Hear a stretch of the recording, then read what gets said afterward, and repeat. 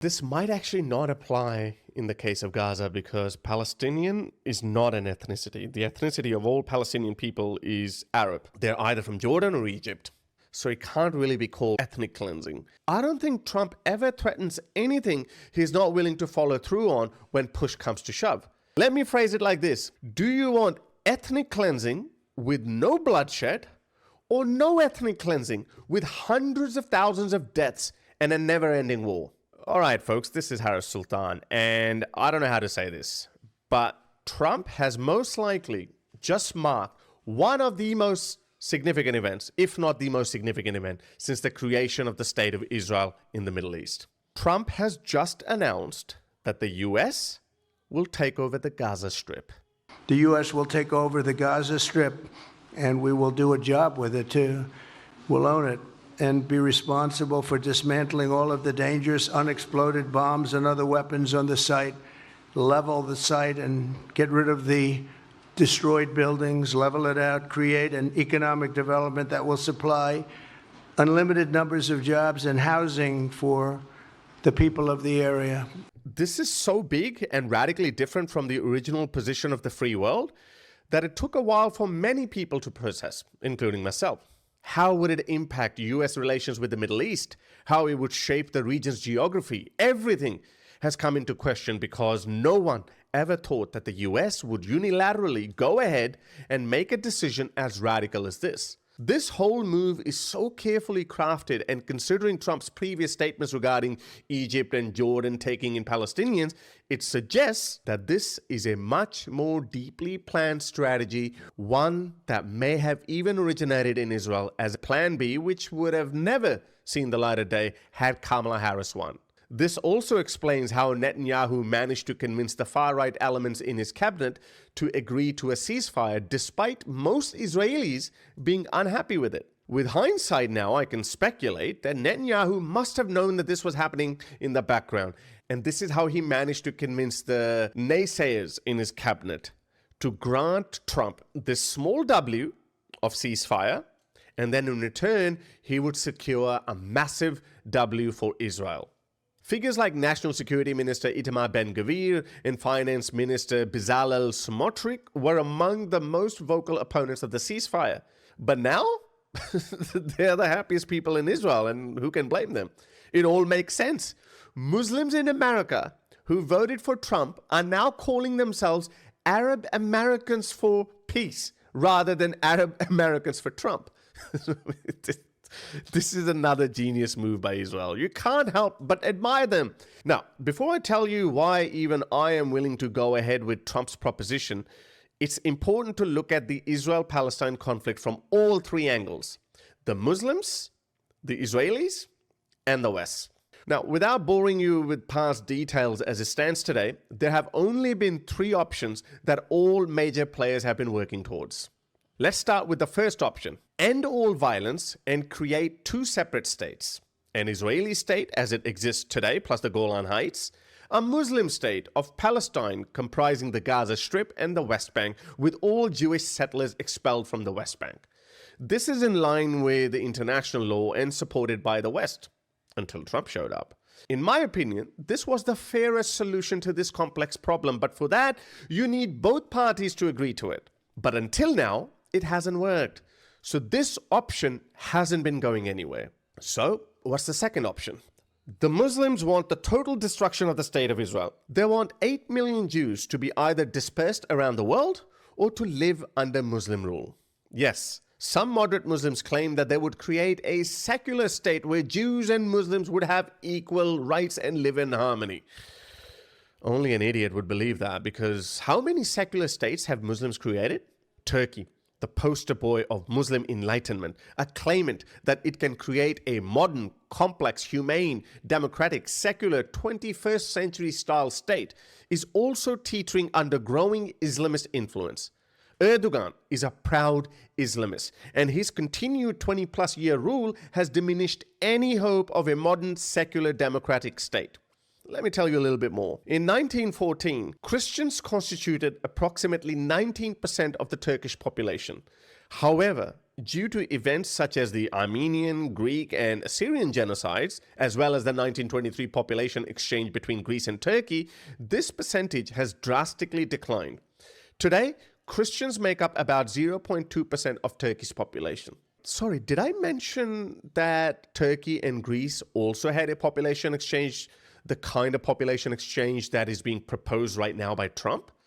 I'll talk about that later. So, in effect, if a unified single Middle Eastern state is created, then that will be the biggest genocide of Jewish people in history, bigger than the Holocaust.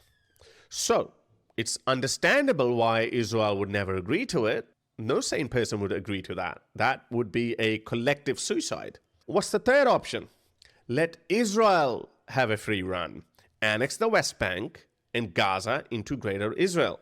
Israel may want that, but Israel has shown a lot more flexibility in its demands than the Muslims. They have been forced to propose multiple two-state solutions, including the major one in 1997, which Yasser Arafat rejected. And the only time Yasser Arafat didn't tell me the truth was when he promised me he was going to accept the peace deal that we had worked out, which would have given the Palestinians a state on 96% of the West Bank and 4% of Israel, and they got to choose where the 4% of Israel was. So they would have the effect of the same land of all the West Bank. They would have a capital in East Jerusalem. They would have I can hardly talk about this. And they would have equal access all day, every day, to the security towers that Israel maintained all through the West Bank up to the Golden Heights. All this was offered, including, I will say it again, a capital in East Jerusalem and 2 of the 4 quadrants of the old city of Jerusalem, confirmed by the Israeli Prime Minister Ehud Barak and his cabinet. And they said no. And I think part of it is that Hamas did not care about a homeland for the Palestinians. They wanted to kill Israelis and make Israel uninhabitable. Well, I got news for them. They were there first. Before there was, their faith existed, they were there. In the time of King David, and the southernmost tribes had Judea and Samaria. Had he accepted it back then, we would have had West Bank, we would have had Gaza existing independently as Palestine, but lucky for Israel, their eyes were bigger than their stomach. Multiple Western analysts and presidents like Bill Clinton have said that it was always the Palestinians who rejected the two-state solution. Although Israel has always shown reluctance to the two-state solution, the West has been a lot more successful in persuading Israel than persuading the Muslims, which makes Israel look like the good guy in the eyes of the West. This good guy image only came into question after Israel's response to the October 7 terrorist attack, which in my opinion is unfair because Israel is only defending itself. And now, I think it's time to reward Israel. According to the new sheriff in town, something more radical and unprecedented is needed. Forcefully relocating all the residents of Gaza to neighboring countries by its most accepted interpretation is considered ethnic cleansing. However, the definition is not unanimously agreed upon, and that's actually not what Trump has said. He hasn't said that we will forcefully remove all Gazans from Gaza. This could be a play of words, this could be a strategy to gauge people's response, but that's not what Trump has said. So we can only go by what Trump has actually said. Just can't go back. If you go back, it's going to end up the same way it has for 100 years. But that doesn't mean that we can't actually bring this term ethnic cleansing into debate. The term ethnic cleansing is actually quite vague.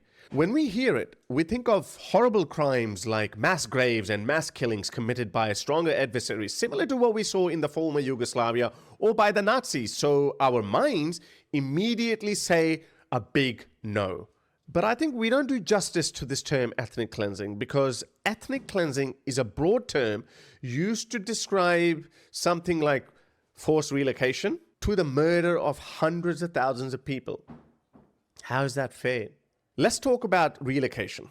History has shown that relocations, even forced relocations, while controversial, have in some cases led to a long-term stability.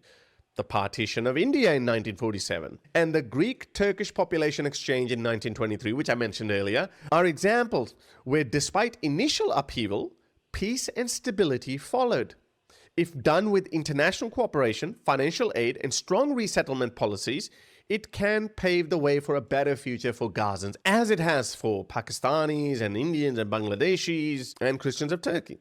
Ethnic cleansing is a term like sports. MMA or boxing, where you can actually die, is called a sport, whereas a game of chess is also called a sport, even though aside from boredom, there's no chance of dying. Let me give you another example, my favorite example, religion. Islam is a religion that contains pretty terrible genocidal ideas, but Jainism is also a religion completely opposite to Islam. In fact, the more extreme you become in Jainism, the more peaceful you become. Stupidly peaceful, I'd say. Unlike Islam, which claims to be a religion of peace, the more extreme you become in Islam, the more violent you become. All you have to do is look at the top 100 terrorist organizations. They all draw their inspiration from Islam. It's no coincidence. So, back to the term ethnic cleansing. Let's look at its most accepted interpretation, even though it's not an agreed upon definition. The UN Commission of Experts provided the following working definition in a 1994 report. A purposeful policy designed by one ethnic or religious group to remove by violent and terror-inspiring means the civilian population of another ethnic or religious group from certain geographic areas. This might actually not apply in the case of Gaza, because Palestinian is not an ethnicity. The ethnicity of all Palestinian people is Arab. They're either from Jordan or Egypt. So it can't really be called ethnic cleansing. Yes, there is an element of a religious group, so you could call it religious cleansing, perhaps. And being an atheist, I don't see that as a bad thing. Anyway, this definition emerged in the context of the conflicts in the former Yugoslavia. Can we apply the same definition here? Well, that would depend on how Trump plans to relocate 2 million Gazans. Trump has argued that Gaza has been nothing but a source of misery, death, and destruction for its inhabitants. Who can disagree with that? Gazans are trapped in a perpetual state of never-ending war over a piece of land so tiny and insignificant that it makes no sense for thousands of people to keep dying over it. What is it, 40 miles by 22 miles, something like that? You have a huge Arab world. His argument, and I agree with that, is that these people can break the cycle of violence, move to neighboring countries, and live better lives. They may not even know it yet. That's why it's our job to actually try to convince them. Now, this is a good strategic move by Trump. For this idea that Jordan and Egypt take Palestinians from Gaza. Yeah, I would like to see Jordan. I'd like to see Egypt take some. Look, the Gaza thing has not worked. It's never worked. And I feel very differently about Gaza than a lot of people. I think they should get a good, fresh, beautiful piece of land, and we get some people to put up the money to build it and make it nice and make it habitable and enjoyable and make it a home. They don't want to leave, though. Palestinians say they don't want to leave. I don't know how they could want to stay. It's a demolition site. It's a pure demolition site. If we could find the right piece of land or numerous pieces of land and build them some really nice places with plenty of money in the area, that's for sure, I think that would be a lot better than going back to Gaza, which has had just decades and decades of death. Trump is testing the waters by suggesting that Gazans don't deserve to live in that hellhole, implying that once it's been developed, people could return. In a subsequent interview with Sean Hannity, this is what Netanyahu said. And I also don't think he said that he's going to fund it. He said that neighboring states, wealthy states, would do it. But the actual idea of allowing first Gazans who want to leave, I mean, what's wrong with that? They can leave, they can then come back, they can relocate and come back, but you have to rebuild Gaza. أنا من عندها سافر لأنه هالما ضلش حياة هذه الحياة انعدمت. يعني طلع أنت المنظر ما ظلش في حياة هم بالمرة. أنا بطلب من ترامب نفسه يهجرنا زي ما طلب، وأنا هبقى أول واحد ههاجر. الواحد خلص برضى بالأمر الواقع، برضى بالأمر الواقع، يعني هجرة لأنه بده يعيش. Anti-Semites and Jew haters are saying that Netanyahu has convinced Trump to put US soldiers in harm's way so they could die for Israel. That's not true either. Yeah, well, I don't think he talked about sending U.S. troops to complete the job of destroying Hamas. That's our commitment. That's our job, and we're absolutely committed to it. As I said before, relocating a population in and of itself to save their lives from perpetual state of war is not as evil as mass murdering people. This is a false categorization. Muslims just don't realize it yet, that they would be better off elsewhere than in Gaza. Muslims are stuck in a mindset and have been programmed to encourage Palestinians to keep sacrificing their children for as long as it takes. Where does this motivation come from? Their religion, Islam, which insists that Jews must live under Muslim rule. That is a big no-no for any people, let alone the Jews, who are portrayed as inherently evil in Islamic doctrine. To side with Muslims on this issue is not only morally wrong, but also criminal. Why can't we appeal to saner Muslims through requests, appeasement, even coercion or force or financial incentives to break this cycle of violence and move on? There is nothing but death and destruction for Muslims if they stay the course. Muslims, unfortunately, have no strategy other than inflicting terrorist attacks on Israel, for which there will be nothing but death and destruction for people of Gaza if they stay in Gaza. This is a radically new, outside-the-box thinking that I believe only Trump could execute. Sometimes you have to be transactional without worrying about the doctrines that force you to stick to the status quo, which has obviously been disastrous in this case. Now, of course, it's easier said than done. The US is the strongest military force in the world by far. No other country comes close to when it comes to projecting power far beyond its own borders. This plan requires military, economic, and political strength that only the US possesses. So, will Trump be able to persuade Saudi Arabia to convince Jordan and Egypt to take in 2 million Gazans? The President and the King of Jordan have both said that they won't take in displaced people from Gaza like you suggested. Is there anything you can do to make them do that? I mean, tariffs against those countries, for example? They will do it. They will do it. What makes you say that? They're going to do it. Okay? We do a lot for them, and they're going to do it. For now, it looks nearly an impossible task because immediately after Trump's announcement, Saudi Arabia rejects any attempts to displace the Palestinians from their land. The very next day, Palestinians from the West Bank came into action and they also rejected this plan. Ever since Trump assumed office, he has been saying that he's confident that Saudi Arabia will come aboard. The Saudis don't really care about Gazans either. They are more concerned about public backlash. And since they are also a totalitarian regime, they don't want to risk an uprising over a foreign issue. I guess only time will tell if Trump is successful in winning them over. Anyway, many people are still wondering whether this is classic Trump 101, where he starts off with an outlandish demand to overwhelm his opponents, then brings them down to accept more reasonable terms, making them believe that they have won something because Trump's original demand was to invade and take it by force. This is what they believe Trump is doing in the case of acquiring Greenland and the Panama Canal. I think the media, the left, and the world are once again misreading it. Yes, it's also possible that Trump might agree to something less extreme than taking over Greenland or the Panama Canal or Gaza. That's well within the scope of Trump. However, I don't think Trump ever threatens anything he's not willing to follow through on when push comes to shove.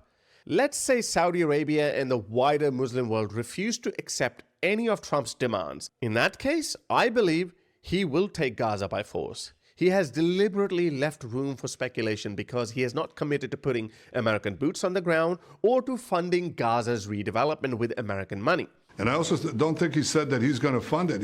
He said that neighboring states, wealthy states, would do it. He's left himself an exit strategy and is likely gauging the world's response. And to be fair, apart from the usual conventional rejection of Trump's plans, there's little the world could do if Trump were to invade Gaza. Israel has already placed an order for 4,700 1,000-pound bombs that Biden had previously halted, along with dozens of armored bulldozers. Who knows what's going on behind the scenes?